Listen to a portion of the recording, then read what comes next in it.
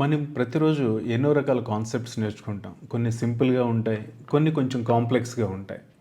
ఈ కాంప్లెక్స్‌గా ఉన్న టాపిక్స్‌ని మనం ఈజీగా నేర్చుకోవటానికి ఉన్నటువంటి ఈ టెక్నిక్కే ఫెయిన్‌మన్ స్టడీ టెక్నిక్. సో, ఈ ఫెయిన్‌మన్ స్టడీ టెక్నిక్‌ని కనిపెట్టిన అతని పేరు రిచర్డ్ ఫెయిన్‌మన్. ఇతను నోబెల్ ప్రైజ్ గ్రహీత అనమాట. ఈ టెక్నిక్ వచ్చేసి చాలా సింపుల్ టెక్నిక్. ఇదేం పెద్ద కష్టతరమైనది కాదు. చాలా సులభతరమైన టెక్నిక్. కానీ చాలా ఎఫెక్టివ్ టెక్నిక్ అనమాట. ఇది ఎస్పెషల్లీ కాంప్లెక్స్ సబ్జెక్ట్స్ ఉన్నప్పుడు, కాంప్లెక్స్ టాపిక్స్ ఉన్నప్పుడు మనం నేర్చుకోవటం చాలా ఈజీ చేస్తుంది. అది ఎలానో ఇప్పుడు ఈ వీడియోలో మనం చూద్దాం. మీరు ఏదైనా ఒక కష్టమైన కాన్సెప్ట్ తీసుకోండి. అది క్వాంటమ్ మెకానిక్స్ అయి ఉండొచ్చు, న్యూక్లియర్ ఫిజిక్స్ నుంచి అయి ఉండొచ్చు, లేకపోతే సైకాలజీ కానీ, మ్యాథమెటిక్స్ కానీ, ఏ సబ్జెక్ట్ అయినా అవ్వచ్చు. మీకు కష్టం అనిపించే సబ్జెక్ట్లో నుంచి మీకు కష్టమైన టాపిక్ ఒకటి తీసుకోండి. ఈ టాపిక్లో మీరు ఏం చేయాలంటే ఫస్ట్ ఆ టాపిక్ని మీరు చదువుకోండి. చదివిన తర్వాత అది ఎంత బాగా గుర్తుంటుందో ఒకసారి ట్రై చేయండి. సో దీనికోసం మీరు ఏం చేయాలంటే మీరు నేర్చుకున్న ఈ టాపిక్ని ఒక 7 ఇయర్స్ ఓల్డ్ కిడ్, అంటే ఒక చిన్న పిల్లవాడు, వాడు 5 ఇయర్స్ 7 ఇయర్స్ లేకపోతే 8 to 9 ఇయర్స్ లోపల కిడ్ని ఒకతన్ని తీసుకొని మీరు నేర్చుకున్న టాపిక్ని తనకి ఎక్స్ప్లెయిన్ చేయడానికి ట్రై చేయండి. చాలా కష్టమవుతుంది చూడండి. టాపిక్ వచ్చేసి చాలా కాంప్లెక్స్ టాపిక్. కానీ మీరు ఇది ఎవరికి ఎక్స్ప్లెయిన్ చేయాలనుకుంటున్నారు? పెద్దోళ్ళకో, మీ కొలీగ్స్కో, లేకపోతే మీ ఫ్రెండ్స్కో కాదు. ఒక చిన్న లిటిల్ కిడ్కి, అంటే ఒక స్కూల్కి వెళ్ళే స్కూల్ గోయింగ్ కిడ్, ఒక 7 ఇయర్స్ to 9 ఇయర్స్ కిడ్కి మీరు నేర్చుకున్న ఈ కాంప్లెక్స్ సబ్జెక్ట్ తనకి అర్థమయ్యేటట్టు మీరు చెప్పగలగాలి. మీరు చెప్పిన తర్వాత తనని మళ్ళీ రిపీట్ చేయమనండి. మీకు చెప్పమని చెప్పండి. తను కనుక మీకు కరెక్ట్గా మీరు అనుకున్నది టాపిక్ని కరెక్ట్గా చెప్పగలిగితే అప్పుడు మీరు ఈ టెక్నిక్లో విజయవంతమైనట్టే లెక్క. అదే టెక్నిక్ అండి. ఇంతకు మించి ఈ టెక్నిక్లో ఏమీ లేదు. మనం నేర్చుకున్నది ఒక 7 to 9 ఇయర్స్ ఓల్డ్ కిడ్కి అర్థమయ్యేటట్టు చెప్పగలగటం.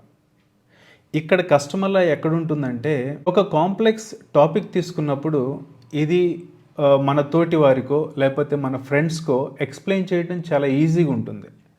ఎందుకంటే వాళ్ళ లెవెల్ ఆఫ్ అండర్స్టాండింగ్ మన లెవెల్ ఆఫ్ అండర్స్టాండింగ్తో ఆల్మోస్ట్ ఈక్వల్గా ఉంటుంది.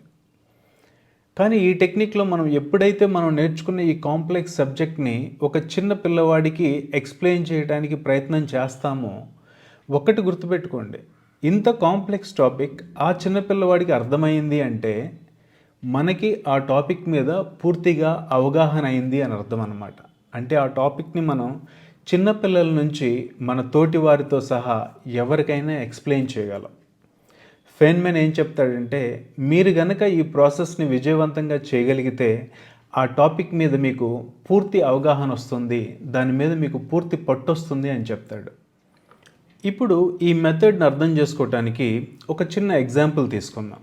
ఫర్ ఎగ్జాంపుల్, ఒక 7 ఇయర్స్ ఓల్డ్ కిడ్కి మనం రొటేషన్ కానీ రివల్యూషన్ కానీ, రొటేషన్ అండ్ రివల్యూషన్, ఈ టాపిక్ని మనం తనకి ఎక్స్ప్లెయిన్ చేయాలి. జనరల్గా రొటేషన్ అంటే ఏంటి? భూమి తన చుట్టూ తాను తిరుగుతుంది. సో 24 అవర్స్లో ఒక రౌండ్ తిరుగుతుంది అనమాట. దాన్ని మనం రొటేషన్ అంటాము. భూమి కనుక తన చుట్టూ తాను తిరుగుతూ సూర్యుడి చుట్టూ తిరిగి వచ్చింది అనుకోండి, సో దానికి పట్టే సమయం 365 డేస్. దీన్ని మనం రివల్యూషన్ అంటాం. ఈ టాపిక్ని మనం ఒక 7 ఇయర్స్ కిడ్కి, అంటే ఎర్త్ గురించి లేకపోతే సన్ గురించి తెలియనటువంటి, దాని మీద పూర్తి అవగాహన లేనటువంటి ఒక చిన్న కిడ్కి మనం ఎక్స్ప్లెయిన్ చేయాలి. ఇది ఎలా చేయాలి? నేను ఒక స్కూల్కి వెళ్ళినప్పుడు అక్కడ ఒక టీచర్ ఈ టెక్నిక్ పర్ఫామ్ చేయడం చూశాను. తను ఏం చేస్తుందో ఇప్పుడు మీకు ఎక్స్ప్లెయిన్ చేస్తాను. ఆ పిల్లలందరూ పార్క్లో ఆడుకుంటూ ఉన్నారు. ఆడుకుంటున్నప్పుడు పిల్లలందరినీ పిలిచి ఒక పిల్లవాడిని తన చుట్టూ తన్ని తిరగమని చెప్పింది. అలా నుంచొని ఉంటే అక్కడే తిరగమని చెప్పింది అనమాట. సో వాడు ఏం చేశాడు, మెల్లగా అలా తిరిగాడు అనమాట, ఒక రౌండ్ తిరిగాడు.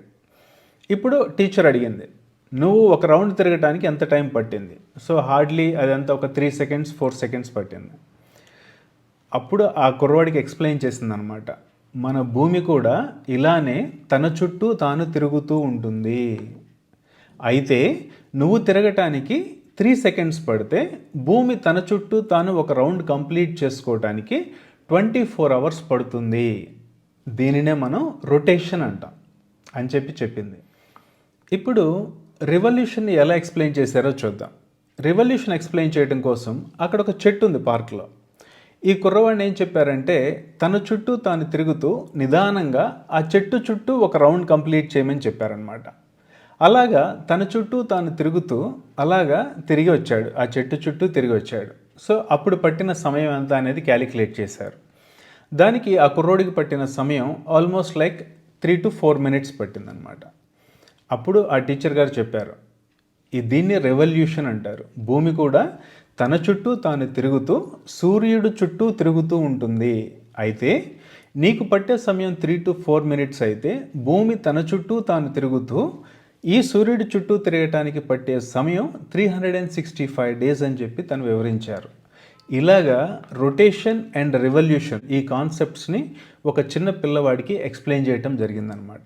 అది ఎటువంటి కాన్సెప్ట్ అన్నా అవ్వచ్చు. మనం చాలామంది సందేహిస్తాం, అంటే ఇప్పుడు స్పేస్ సంబంధించిన టాపిక్స్ అయి ఉండొచ్చు, న్యూక్లియర్ ఫిజిక్స్ సంబంధించిన టాపిక్స్ అయి ఉండొచ్చు, లేకపోతే క్యాలిక్యులస్ లాంటి ప్రాబ్లమ్స్ అయి ఉండొచ్చు. ప్రాబ్లమ్స్ అంటే అట్లీస్ట్ కాన్సెప్ట్స్ అయి ఉండొచ్చు. మనం ఎక్కడ యూస్ చేస్తాం, వీటిని ఎలా యూస్ చేస్తాం, అవి ఎందుకు యూస్ చేస్తాం, ఇది కనుక మనం ఆలోచించి అలాగ చిన్న పిల్లవాడికి కూడా మనం అర్థమయ్యేటట్టు ఆ కాన్సెప్ట్స్ని కనుక మనం చెప్పగలిగితే అప్పుడు ఆ టాపిక్ అనేది మనకి జీవితకాలంలో మర్చిపోనంతగా గుర్తుంటుంది అంటాడు రిచర్డ్ ఫెన్మెన్. ఇదే రిచర్డ్ ఫెన్మెన్ టెక్. ఈ టాపిక్ నేను ఎక్స్ప్లెయిన్ చేస్తున్నప్పుడు ఒక కాలేజీలో స్టూడెంట్ వచ్చి అడిగాడు, సార్ మరి మా ఇంటి దగ్గర పిల్లలు ఎవరు లేరు, మరి నేను ఇది ఎలా ప్రాక్టీస్ చేయాలి సార్ అన్నాడు. డెఫినెట్లీ కిడ్స్ ఉండాల్సిన అవసరం లేదు, బట్ కిడ్స్ ఉంటే ఇది చెప్పడం ఈ ప్రాసెస్ ఈజీ అవుతుంది. లేదంటే మీరు ఏం చేయొచ్చు అంటే దీంట్లో మనకి విజువలైజేషన్ టెక్నిక్స్ కొన్ని ఉంటాయి అన్నమాట. అంటే మనం ఏదైతే ఒక పిల్లవాడికి చెప్పాలనుకుంటున్నామో అద్దం ముందు మనమే నుంచొని ఎదుట ఒక చిన్న పిల్లవాడు ఉన్నాడు అని ఊహించుకొని తనకి ఎక్స్ప్లెయిన్ చేయడానికి ట్రై చేయాలన్నమాట. ఇట్లాంటి విజువల్ టెక్నిక్స్ యూస్ చేసుకొని కూడా అద్దం ముందు నుంచోవాలనే లేదండి, మామూలుగా నుంచొని కూడా మనం ఆ కాన్సెప్ట్ని ఒక చిన్న పిల్లవాడికి చెప్తున్నట్టు ఊహించుకుంటూ మనం చెప్పగలగాలి. దీనివల్ల మన కమ్యూనికేషన్ స్కిల్స్ పెరుగుతాయి. రెండోది టాపిక్ మీద పూర్తి పట్టు కూడా వస్తుందన్నమాట. మీరు ఒకటి గుర్తుపెట్టుకోండి, చదవటం ఎంత ఇంపార్టెంటో చదివినది వేరే వాళ్ళకి ఎక్స్ప్లెయిన్ చేయడం కూడా అంతే ఇంపార్టెంట్. మీరు ఎప్పుడైతే ఎక్స్ప్లెయిన్ చేస్తారో ఎదుటివారికి ఆ టాపిక్ మీకు పూర్తిగా గుర్తుండిపోతుందన్నమాట. పైపెచ్చు ఇక్కడ మీరు ఎక్స్ప్లెయిన్ చేస్తున్న వారికి ఇంకా చిన్నపిల్లవాడికి, సో ఆటోమేటిక్గా కాన్సెప్ట్ అనేది మీకు మెమరీలోకి వెళ్ళిపోయి మీకు చాలా బాగా గుర్తుంటుంది. సో అది మన ఫెన్మెన్ టెక్నిక్ ఒక ఉపయోగం అండి. ఈ టాపిక్ మీకు హెల్ప్ఫుల్గా ఉంటుంది అనుకుంటున్నాను. Please like and subscribe.